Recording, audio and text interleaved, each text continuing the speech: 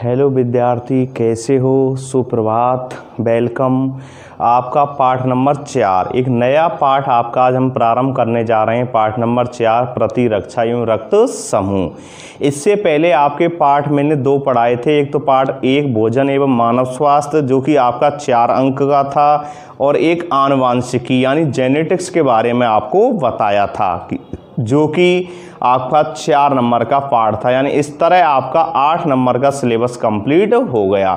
अगला जो पाठ है आपका 4, प्रतिरक्षा एवं रक्त समूह, ध्यान देना, ये 3 नंबर का पाठ है। कितने नंबर का? 3 नंबर का। और इससे एक नंबर के कितने प्रश्न आते हैं? 3 प्रश्न आते हैं। ध्यान देना प्रिय छात्र छात्राओं कि इससे एक नंबर के 3 प्रश्न आते हैं।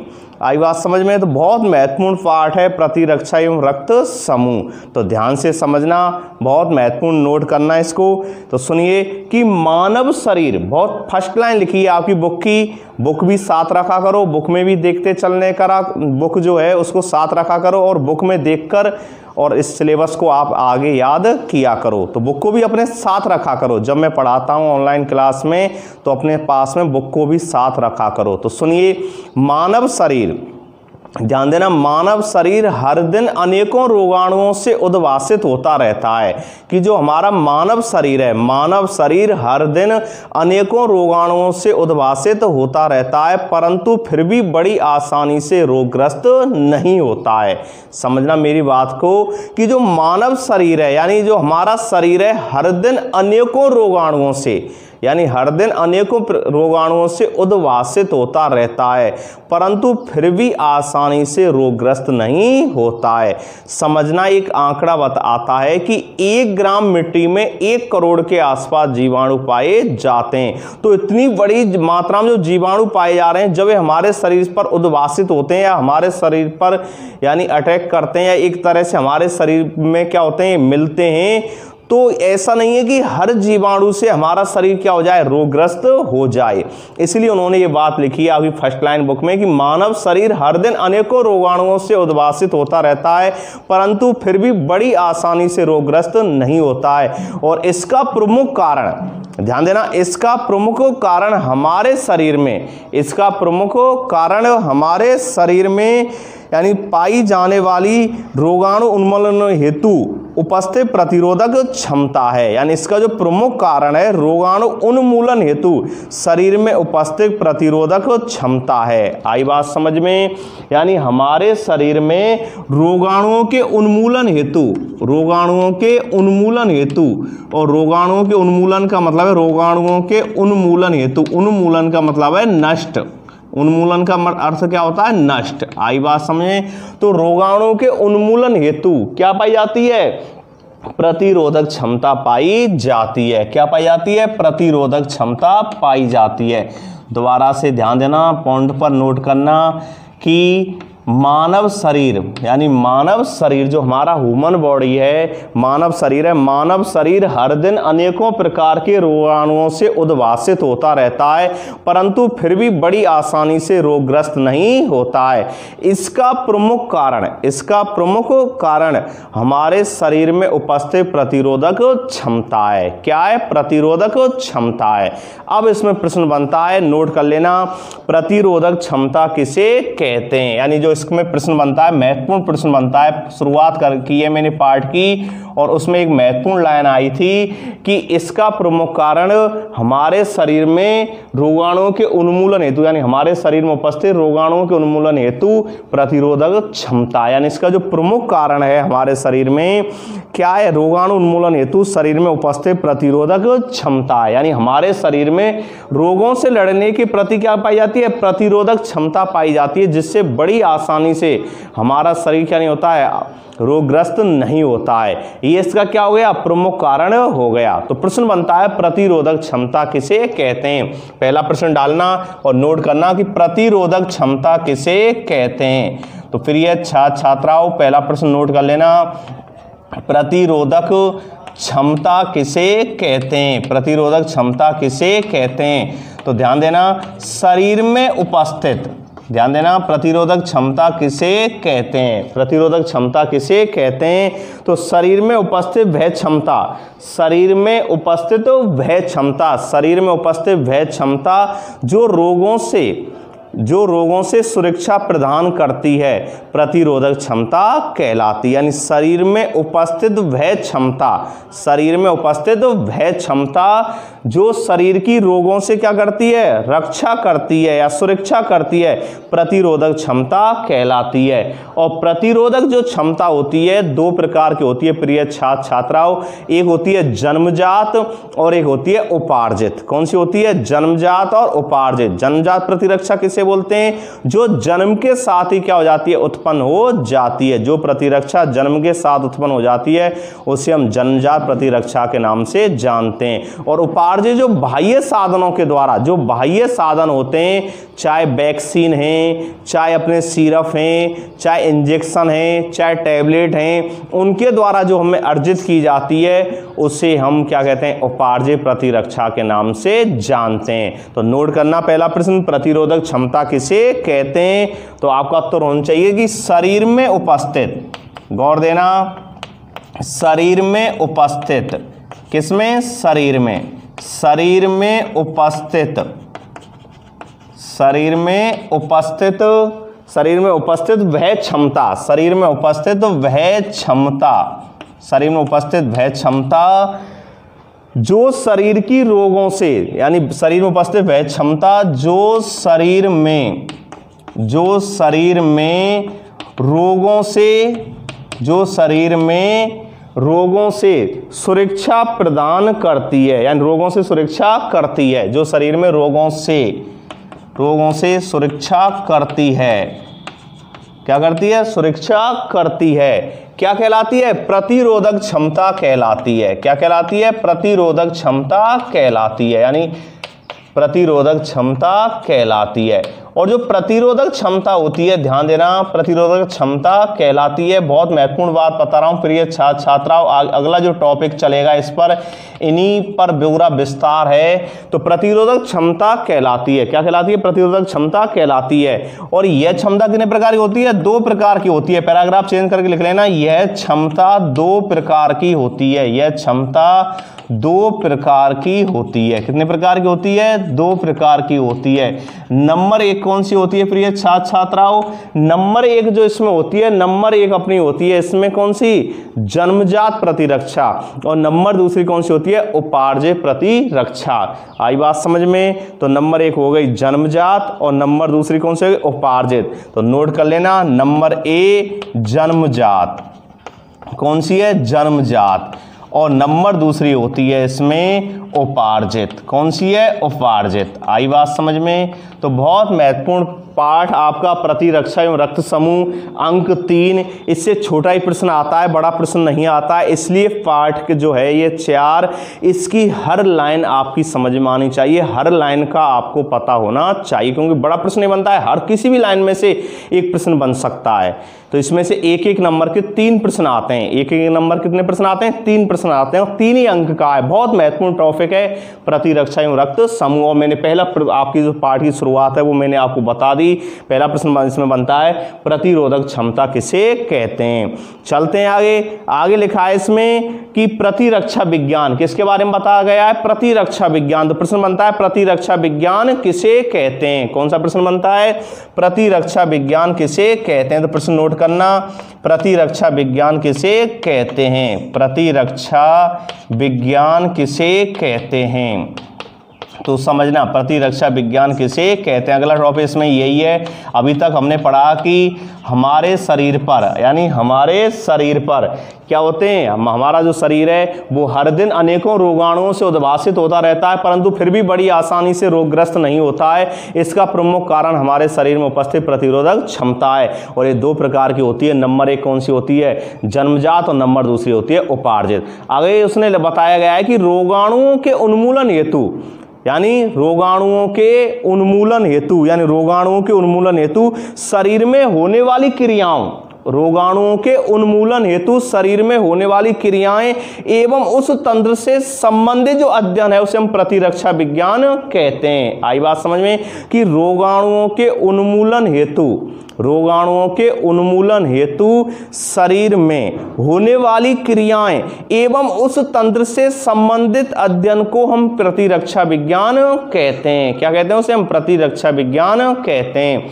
आई बात समझ में, तो नोट करना प्रश्न बनता है कि प्रतिरक्षा विज्ञान किसे कहते हैं। तो ध्यान देना, विज्ञान की वह शाखा आपकी बुक में सीधा दिया गया है, एक लाइन दो शब्द और जोड़ लेना कि विज्ञान की वह शाखा, विज्ञान की वह शाखा, विज्ञान की वह शाखा, विज्ञान की वह शाखा जिसमें रोगाणुओं के उन्मूलन हेतु, विज्ञान की वह शाखा जिसमें, विज्ञान की वह शाखा जिसमें रोगाणुओं के उन्मूलन हेतु, जिसमें रोगाणुओं के उन्मूलन हेतु कौन से होते? उन्मूलन, उन्मूलन मतलब नष्ट, उन्मूलन हेतु शरीर में होने वाली क्रियाओं, किसमें? शरीर में, शरीर में, शरीर में होने वाली, शरीर में होने वाली,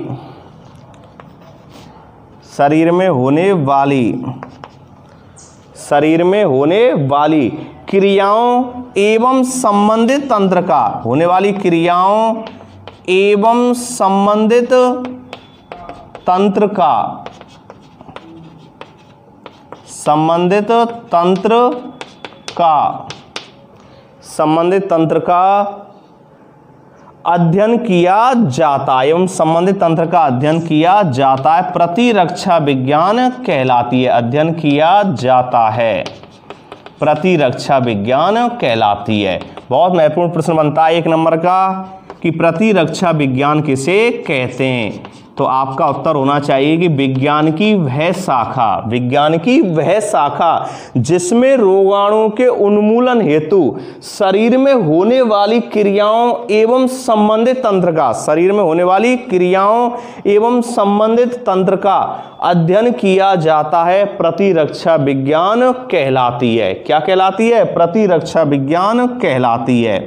आई बात समझ में। और जो प्रतिरक्षा विज्ञान जो है, गौर देना, आपके सिलेबस में इसके बारे में नहीं बताया गया, इतना टच नहीं किया गया है। आपके सिलेबस में बस यही परिभाषा दी है कि प्रतिरक्षा विज्ञान किसे कहते हैं, और वो परिभाषा मैंने बता दी कि विज्ञान की वह शाखा जिसमें रोगाणुओं के उन्मूलन हेतु शरीर में होने वाली क्रियाओं एवं उस तंत्र से संबंधित अध्ययन को हम प्रतिरक्षा विज्ञान कहते हैं।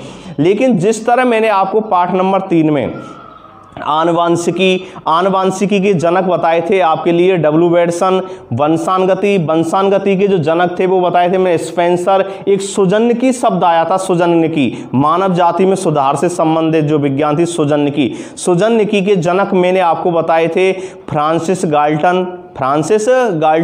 इसी तरह पाठ नंबर 1 में भी आपको समझाया गया था, जैसे एक शब्द आया था LSD, तो LSD का पूरा नाम तो आपके सिलेबस में दे रखा था, लेकिन उसकी खोज नहीं थी। खोज के बारे में मैंने बताया था, हाफपेन ने की थी, कब? 1943 में। एक और शब्द आया था DDT, यानी कोल्ड ड्रिंक्स। जब मैं पढ़ा रहा था तो कोल्ड ड्रिंक्स में एक शब्द आया था DDT, तो DDT की खोज के बारे में भी मैंने बताया था कि इसकी खोज पाल मूलर नामक वैज्ञानिक ने की थी, कब? 1939 में, और जर्मनी का वो रहने वाला था। इसी तरह जो हमारा प्रतिरक्षा विज्ञान है, इसकी जो खोज की थी, इसके जो जनक थे कौन थे? एडवर्ड जेनर थे। कौन थे? Edward Jenner. और कौन से एडवर्ड जेनर? जिन्होंने की चेचक के टीके की क्या की थी? खोज की थी 1798 में। आई बात समझ में, यानी 1700 जो अपने 96 में, यानी 1796, अधिकतर वो 96 बताती हैं, 1796 में जिन्होंने चेचक के टीके की क्या की थी? खोज की थी। आई बात समझ। तो प्रतिरक्षा विज्ञान का जनक कौन हो गया? एडवर्ड जेनर हो गया। कौन हो गया? एडवर्ड जेनर,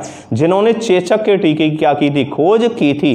तो इस महत्वपूर्ण बात को भी आप स्टार लगा के लिख लेना, बहुत महत्वपूर्ण बात है, सिलेबस से थोड़ी सी आउट है, लेकिन फिर भी इसको नोट करना आप कि प्रतिरक्षा विज्ञान के जनक, गौर देना, अभी मैंने बता दिया, पहला प्रश्न बताया था प्रतिरोधक क्षमता किसे कहते हैं, दूसरा प्रश्न आपको पढ़ा दिया प्रतिरक्षा विज्ञान किसे कहते हैं। दोनों प्रश्न आपको लिखाए, इसमें स्टार लगा के लिख लेना कि प्रतिरक्षा विज्ञान के जनक, प्रतिरक्षा विज्ञान के जनक, जो इसके जनक थे, इसके जो फादर थे, वो कौन थे?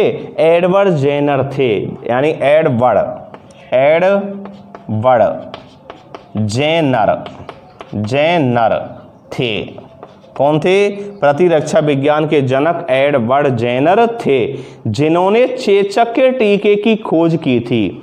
यानी किसने? एडवर्ड जेनर ने। एडवर्ड जेनर वो वैज्ञानिक था जिसने कि चेचक जो थी कि उसके टीके क्या की थी? खोज की थी। तो इस को भी नोट कर लेना,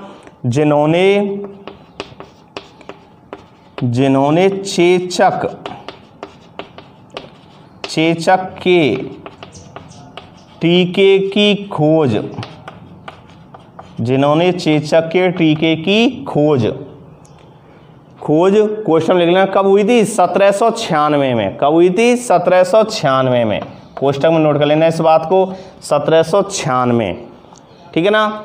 टीके की खोज की थी। आई बात समझ में? टीके की खोज की थी। तो आपका महत्वपूर्ण प्रश्न बनता है प्रतिरक्षा विज्ञान किसे कहते हैं? तो विज्ञान की वह शाखा जिसमें रोगाणुओं के उन्मूलन हेतु शरीर में होने वाली क्रियाएं एवं उस से संबंधित तंत्र का अध्ययन किया जाता है, उसे हम प्रतिरक्षा विज्ञान कहते हैं। और प्रतिरक्षा विज्ञान के जनक एडवर्ड जेनर थे, जिन्होंने चेचक के टीके की खोज की थी। कब? 1796 में। और एक प्रश्न मैंने आपको बता दिया, प्रतिरोधक क्षमता किसे कहते हैं? तो शरीर में उपस्थित वह क्षमता जो शरीर में रोगों से सुरक्षा करती है, प्रतिरोधक क्षमता कहलाती है। और प्रतिरोधक क्षमता दो प्रकार की होती है, ध्यान देना प्रिय छात्राओं।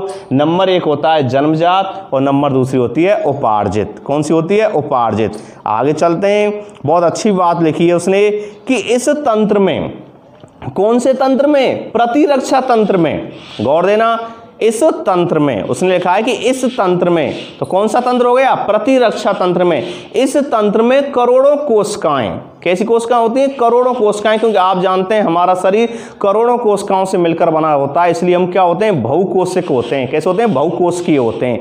आई बात समझ में? कोशिका के आधार पर सजीव जगत को दो भागों में बांटा गया है, एक कोशिकीय और बहुकोशिकीय।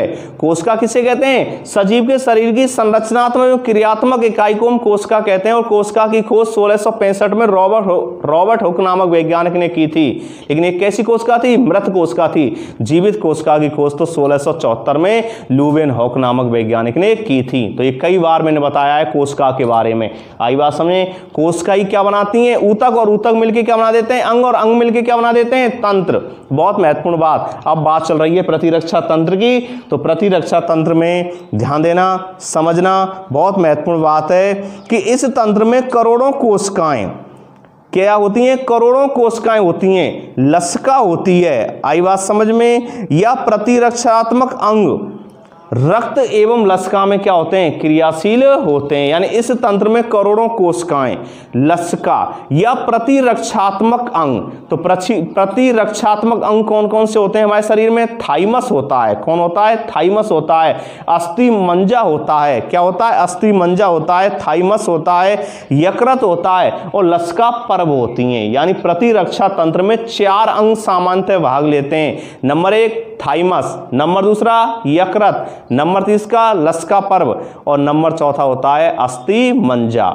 आई बात समझ में? तो प्रश्न बनता है कि इस तंत्र में करोड़ों कोशिकाएं, लसिका या प्रतिरक्षात्मक अंग रक्त एवं लसिका में क्या रहते हैं? क्रियाशील रहते हैं। तो आपका ये प्रश्न बनेगा इसमें कि प्रतिरक्षा तंत्र किसे कहते हैं? तो शरीर का वह तंत्र, प्रतिरक्षा तंत्र किसे कहते हैं? शरीर का वह तंत्र जो शरीर को बीमारियों से क्या करता है? सुरक्षा प्रदान करता है। जो शरीर को बीमारियों से सुरक्षा प्रदान करता है, प्रतिरक्षा तंत्र कहलाता है। आई बात समझ में?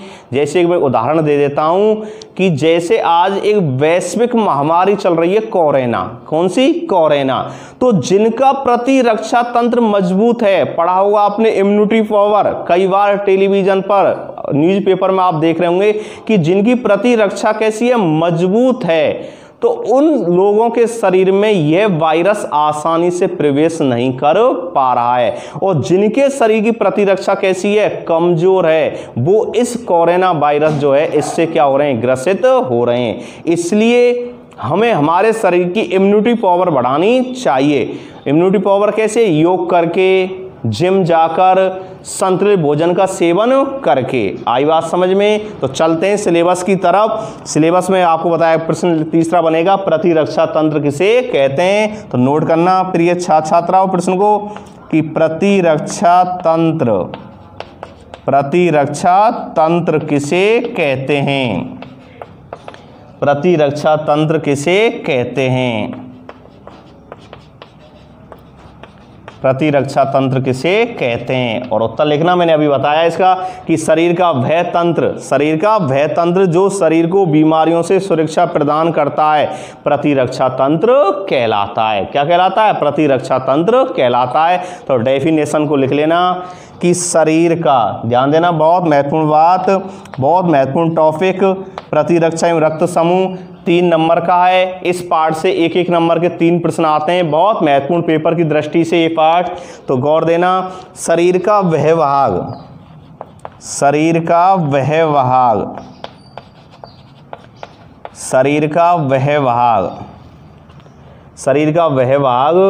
या वह तंत्र भी लिख सकते हैं, चाहे भाग लिख लेना।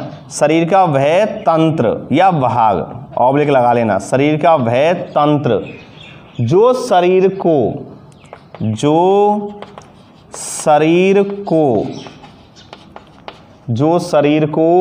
बीमारी से या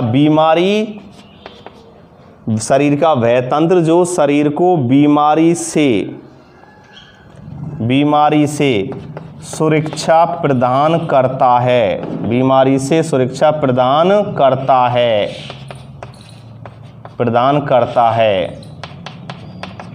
शरीर का वह तंत्र जो शरीर को बीमारी से सुरक्षा प्रदान करता है, प्रतिरक्षा तंत्र कहलाता है।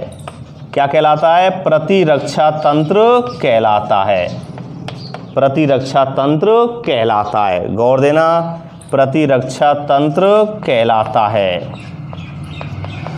आई बात समझ में? और अभी मैंने 4 लाइनें इसमें बोली थी कि भाई इस तंत्र में, कौन से तंत्र में? प्रतिरक्षा तंत्र में करोड़ों कोशिकाएं, लसिका या प्रतिरक्षात्मक अंग रक्त एवं लसिका में क्या रहते हैं? क्रियाशील रहते हैं। यानी प्रतिरक्षा तंत्र में कोई अकेला अंग भाग नहीं लेता, इसमें करोड़ों कोशिकाएं भाग लेती हैं, लसिका भाग लेती हैं, इसके अलावा प्रतिरक्षात्मक अंग होते हैं वो भी भाग लेते हैं, क्योंकि रक्त और हमारे लसिका में क्या रहते हैं? क्रियाशील रहते हैं। तो देखिए कौन कौन से होते हैं वो प्रतिरक्षात्मक अंग।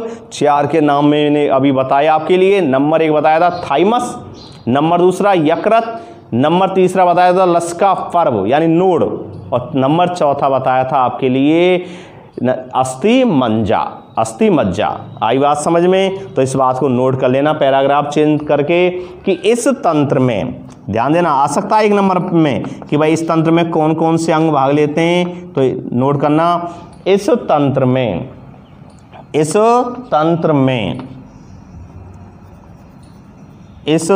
में करोड़ों कोशिकाएं, क्योंकि आप जानते हैं हमारा शरीर जो होता है असंख्यों कोशिकाओं से मिलकर बना होता है, और हमारे शरीर की जो संरचनात्मक एवं क्रियात्मक इकाई है वो भी क्या है? कोशिका है। आई बात समझ? लेकिन मानव कैसा होता है? बहुकोशिक होता है, क्यों? करोड़ों कोशिकाएं पाई जा रही हैं। कोशिका के आधार पर सजीव जगत कितने भाग होते हैं? 2, एक कोशिकीय और बहुकोशिकीय है। तो लिखना इस तंत्र में करोड़ों कोशिकाएं, लसिका, ठीक है ना। लसिका क्या होती है? सुनिए भाई, आपके फिर कमेंट्स आते हैं, पहले क्लियर कर देता हूं कि रक्त जो होता है, रक्त के 2 भाग होते हैं, एक तो होती है प्लाज्मा और एक होती है रुधिर कणिकाएं। क्या होती हैं? रुधिर कणिकाएं। तो जो प्लाज्मा होती है रुधिर का 55% भाग बनाती है, और रक्त कणिकाएं जो होती हैं ये हमारे रुधिर का 45% भाग बनाती हैं। रक्त कणिकाएं जो होती हैं ये 3 प्रकार की होती हैं, आरबीसी, डब्ल्यूबीसी और बिम्बाणु, जिनको हम प्लेटलेट्स के नाम से भी जानते हैं। यानी लाल रुधिर कणिकाएं, श्वेत रुधिर कणिकाएं, और तीसरी कौन सी हो गई? बिम्बाणु, जिनको हम प्लेटलेट्स के नाम से जानते हैं। प्लेटलेट्स क्यों कहते हैं? उनकी संरचना प्लेट जैसी होती है, जैसे प्लेटें होती हैं उन जैसी संरचना होती है, इसलिए प्लेटलेट्स कह देते हैं। और प्लाज्मा क्या होती है? प्लाज्मा एक क्या होता है कि रंगहीन, कोई रंग नहीं होता है, क्योंकि आरबीसी का रंग कैसा होता है? लाल होता है, इसलिए हमारे रुधिर का रंग कैसा है? लाल है। आई बात समझ? क्योंकि जो आरबीसी होती है ना उनमें हीमोग्लोबिन नामक वर्णक पाया जाता है और हीमोग्लोबिन नामक वर्णक की वजह से हमारे रुधिर का रंग कैसा होता है, लाल। जिस तरह पेड़ पौधों की पत्तियों का रंग कैसा होता है, हरा, क्योंकि उनमें पर्णहरित पाया जाता है। गाजर का रंग लाल होता है कि उसमें कैरोटीन नामक वर्णक पाया जाता है। और कुछ फूल देखे होंगे आपने पीले होते हैं, उनमें ज़ैंथोफिल पाया जाता है। आई बात समझ। ठीक इसी प्रकार हमारे रुधिर का रंग लाल है क्योंकि हमारी आरबीसी कोशिकाओं में हीमोग्लोबिन नामक वर्णक पाया जाता है, जिसको हम HB क्या कह देते हैं, HB वर्णक के नाम से भी जानते हैं। इसलिए हमारे रुधिर का रंग कैसा होता है, लाल। बात चल रही थी लसिका की, तो ये रंगहीन श्वेत क्या होता है, द्रव्य होता है। रंगहीन श्वेत द्रव्य होता है। आई बात समझे।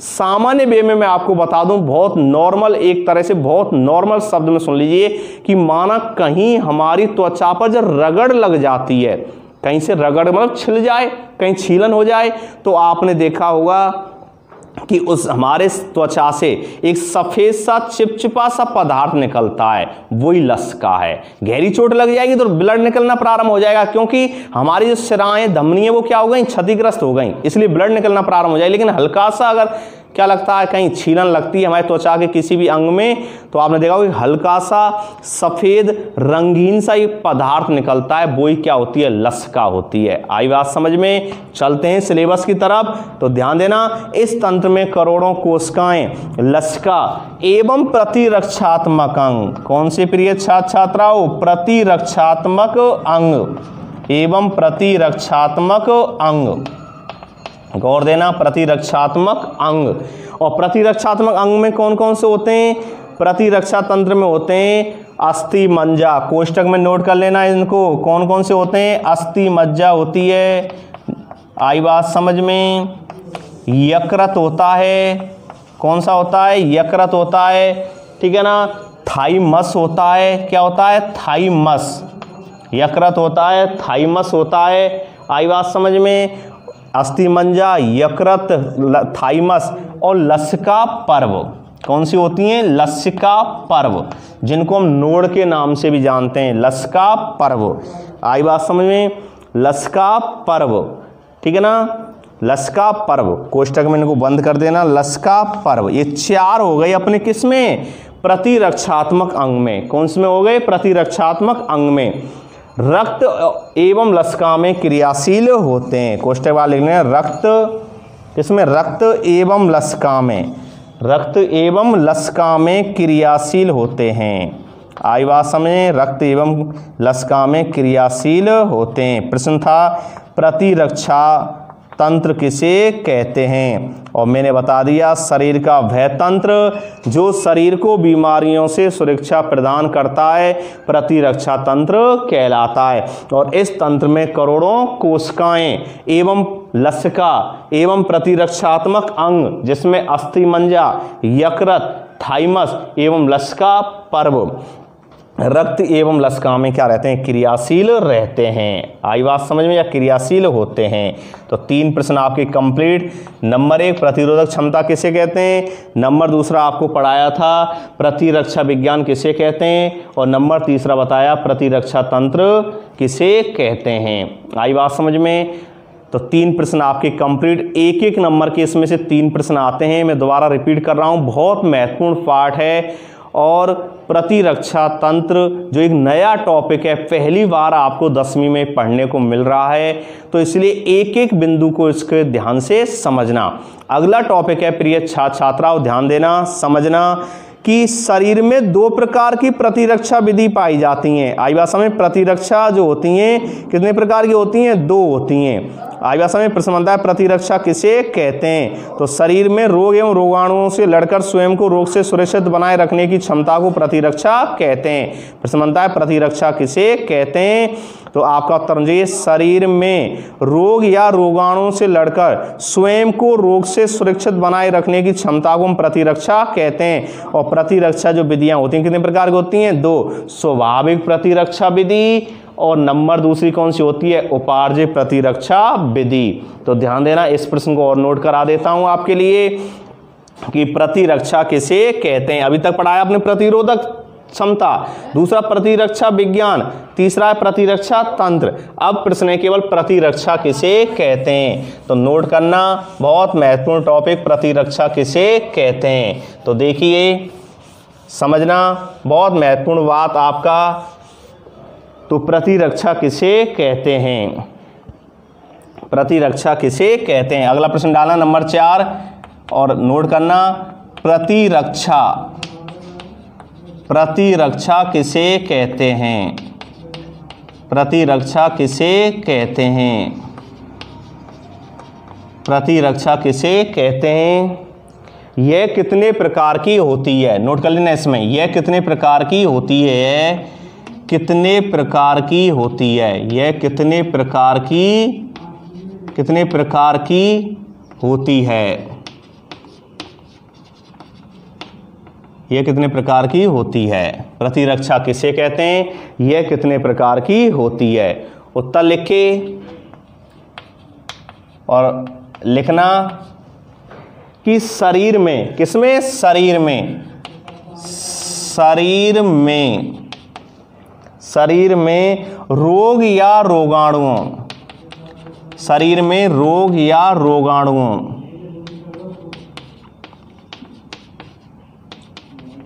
शरीर में रोग या रोगाणुओं से लड़कर, शरीर में रोग या रोगाणुओं से लड़कर, शरीर में रोग एवं रोगाणुओं से लड़कर स्वयं को रोग से, स्वयं को रोग से, रोग से सुरक्षित, यानी स्वयं को रोग से सुरक्षित बनाए रखने की क्षमता को, किसको, बनाए रखने की क्षमता को, बनाए रखने की क्षमता को, बनाए रखने की क्षमता को, क्षमता को प्रतिरक्षा कहते हैं। क्या कहते हैं, प्रतिरक्षा कहते हैं, बनाए रखने की क्षमता को प्रतिरक्षा कहते हैं, प्रतिरक्षा कहते हैं। पैराग्राफ चेंज करना, प्रतिरक्षा कहते हैं। प्रतिरक्षा दो प्रकार की होती है, पैराग्राफ चेंज करके लिख लेना, प्रतिरक्षा दो प्रकार की होती है। कितने प्रकार की होती है, दो प्रकार की, प्रतिरक्षा दो प्रकार की होती है, प्रतिरक्षा दो प्रकार की होती है। नंबर 1 कौन सी होती है, स्वाभाविक प्रतिरक्षा विधि, नंबर 1 होती है स्वाभाविक, स्वाभाविक, स्वाभाविक प्रतिरक्षा विधि,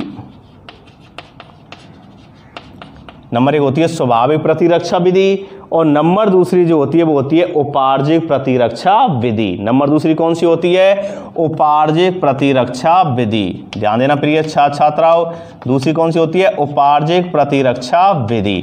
तो देखिए प्रतिरक्षा किसे कहते हैं, यह कितने प्रकार की होती है, तो शरीर में रोग या रोगाणु से लड़कर स्वयं को रोग से सुरक्षित बनाए रखने की क्षमता को प्रतिरक्षा कहते हैं। और प्रतिरक्षा कितने प्रकार की होती है, दो प्रकार की होती है। कितने प्रकार की होती है, दो प्रकार की होती है।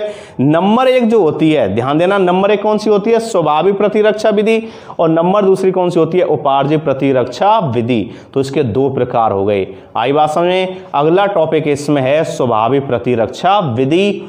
तो स्वाभाविक प्रतिरक्षा विधि के बारे में हम नेक्स्ट अगली क्लास में इसका पूरा विवेचन करेंगे। तो प्रिय छात्र छात्राओं, 4 प्रश्न मैंने आपको लिखा है, इनको नोट कर लेना। नंबर 1 बताया था आपको प्रतिरोधक क्षमता किसे कहते हैं, दूसरा प्रतिरक्षा विज्ञान, दूसरा कौन सा था, प्रतिरक्षा विज्ञान, तीसरा है प्रतिरक्षा तंत्र, और नंबर 4 प्रतिरक्षा किसे कहते हैं। आई बात समझ में। और एक बार गौर देना कि जिन्होंने कक्षा 10 जो अभी रिजल्ट आया था 2 दिन पहले, जिसमें उच्च अंक लेकर जो पास हुए, उन सभी विद्यार्थियों को यानी हार्दिक शुभकामनाएं। यानी मैं यशपाल चौधरी की तरफ से उनको बहुत हार्दिक अभिनंदन, वो बधाई के पात्र हैं जो एक अच्छे अंक लेकर क्या हुए, कक्षा 10 में उत्तीर्ण हुए। साथ ही उन सभी छात्र छात्राओं को मेरी तरफ से हार्दिक अभिनंदन जिन्होंने विज्ञान विषय में, यानी मेरे पढ़ाए गए जो शिष्य थे या मेरे पढ़ाए गए जो छात्र थे, जिन्होंने विज्ञान विषय में 100 में से 100 अंक प्राप्त किए, उन सभी छात्रों को, उन्हीं सब छात्राओं को मेरी तरफ से हार्दिक हार्दिक अभिनंदन, हार्दिक बधाई, बहुत बहुत शुभकामनाएं।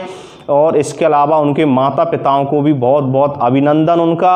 साथ ही जो विद्यार्थी जो साइंस लेना चाहते हैं, जो विज्ञान वर्ग में आना चाहते हैं, ध्यान देना, या आपके जो छोटे भाई बहन जो हैं, या आपके जो बड़े भाई बहन हैं, जो बच्चे इस वीडियो को देख रहे हैं, या जो आपने बड़े भाई बहन हैं जिन्होंने अब की बार 10वीं पास की है किसी भी विद्यालय से, अच्छे अंक लेकर जो पास हुए हैं, वो 11वीं में अगर साइंस विषय लेना चाहते हैं, साइंस विज्ञान वर्ग में आना चाहते हैं, तो अपना जो विद्या देवी, जो अपना क्या है, विद्या देवी उच्च माध्यमिक विद्यालय खेली है, उसमें 11वीं क्लास में आकर वो अपना प्रवेश सुनिश्चित करें, क्योंकि कक्षा 11वीं के प्रवेश क्या है, प्रारंभ हैं। तो इसलिए जिन बच्चों ने यानी अच्छे अंक प्राप्त किए हैं, जो बच्चे फर्स्ट डिवीजन प्रथम श्रेणी से उत्तीर्ण हुए हैं, वो विद्या देवी उच्च माध्यमिक विद्यालय खिल्ली में आकर और साइंस में अपने प्रवेश सुनिश्चित करें।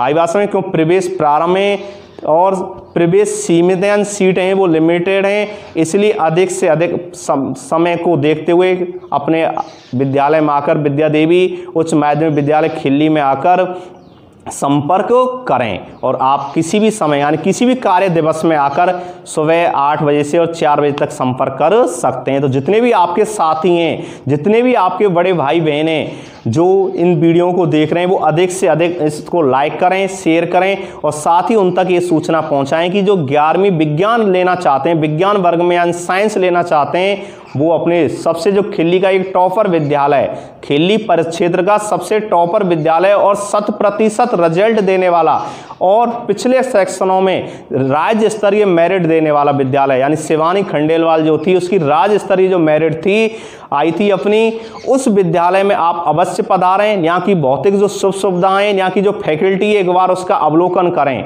ध्यान देना, साइंस में प्रवेश लेने के पहले एक बार विद्या देवी में आकर आप विद्या देवी की जो सुविधाएं हैं, जो उसकी फैकल्टी हैं, जो यहाँ के अध्यापक बंधु हैं, उनका एक बार अवश्य अवलोकन करें और फिर सही विद्यालय का चुनाव करें। तो मेरी दृष्टि से आप जो साइंस लेना चाहते हैं वो विद्या देवी उच्च माध्यमिक विद्यालय खिल्ली में आकर अपना प्रवेश सुनिश्चित करें, क्योंकि कक्षा 11वीं के प्रवेश प्रारंभ हैं।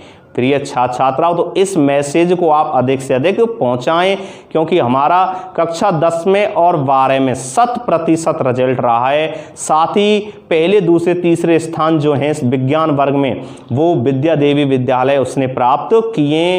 इसलिए आप अधिक से अधिक विद्यालय में प्रवेश लें और साथ ही जितने भी आपके साथी हैं, चाहे वो किसी भी अन्य विद्यालय में पढ़ाएं, उनको भी इसके बारे में अवगत कराएं। थैंक्स। तो अगला टॉपिक जो इसमें है स्वाभाविक प्रतिरक्षा विधि, इसके बारे में अगले वीडियो में मिलेंगे। तो एक बार उन सभी छात्र छात्राओं को जिन्होंने कक्षा 10 में एक अच्छे अंक लेकर जो पास हुए, उनको मेरी तरफ से, विद्यालय परिवार की तरफ से, BDS विद्यालय की तरफ से, यहाँ की जो मैनेजमेंट है अपने श्री मनोज चौधरी जी की तरफ से बहुत हार्दिक अभिनंदन, धन्यवाद। और एक बार अपना कहीं भी साइंस में एडमिशन लेने पहले विद्यालय अवश्य पधारें, यहाँ के जो अवलोकन करें, यहाँ के रिजल्टों का अवलोकन करें। थैंक्स। ओके।